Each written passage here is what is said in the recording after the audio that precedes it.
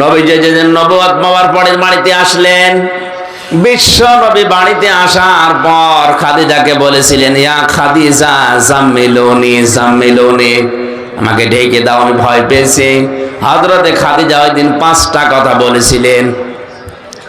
হযরতে খাদিজা আল্লাহি আল্লাহি কাল্লা, এই শব্দগুলো প্রথমে জুড়ে দিয়ে বলছিলেন, আল্লাহর কসম, কখনো লা ইখজিকাল্লাহু আবাদান, কখনোই আল্লাহ আপনাকে অপমান অপদস্থ করতে পারে না।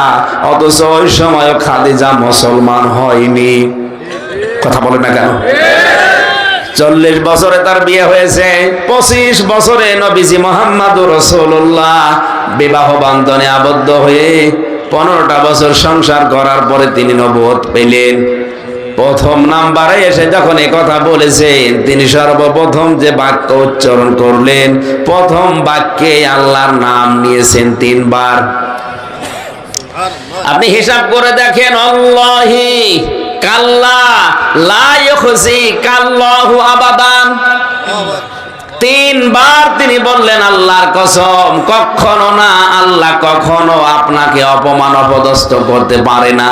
অথচ এখনো মুসলমান হয়নি। তাহলে আল্লাহ একজন আছে, এ কথা খাদিজা ওই সময় বিশ্বাস করত। কথা বলেন না কেন? আবু তালেবও বিশ্বাস করত, আব্দুল মুত্তালিবও বিশ্বাস করত, এমনকি আবু জেহেলও বিশ্বাস করত যে আল্লাহ একজন আছে। এটা তো আমি বানালাম।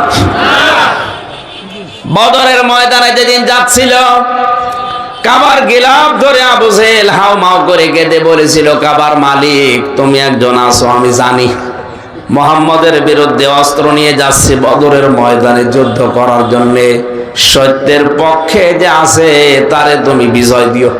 ওর দোয়াও কবুল হয়ে গেছে, কারণ সত্যের পক্ষে তো ছিল না, ও ছিল মিথ্যার পক্ষে। সত্যের পক্ষে যিনি ছিলেন, আল্লাহ তাকে ওর দোয়াও কবুল করে বিজয় দিয়েছেন। কথা বলেন ঠিক কিনা? আমার বোঝানোর বিষয় হচ্ছে, আল্লাহ একজন আছে এ বিশ্বাস করলে মানুষ মুমিন হয়ে যায় না।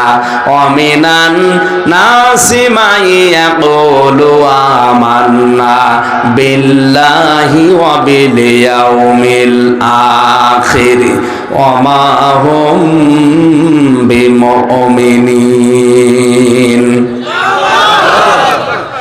আল্লাহ পাক বলেন, হে নবী, দুনিয়ায় এমন অনেক মানুষ আছে তারা বলবে আল্লাহ তোমাকে বিশ্বাস করি, কিয়ামতেও বিশ্বাস করি, কিন্তু না, লোকটা ইমানদার না।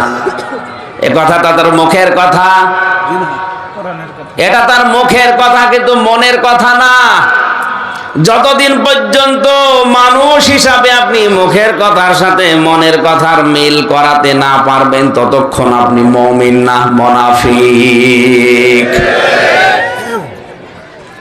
সাহাবায়ে কেরাম আল্লাহর দরবারে কবুল হয়েছিলেন যে 7টা কারণ আমি জানি, তার অন্যতম এই, ওনারা মুখে যেটা বলতেন ওইটাই ওনাদের মনের কথা। আর আমরা আল্লাহর দরবারে কবুল হতে পারি না, কারণ আমাদের মুখের কথার সাথে মনের কথার কোনো মিল নেই।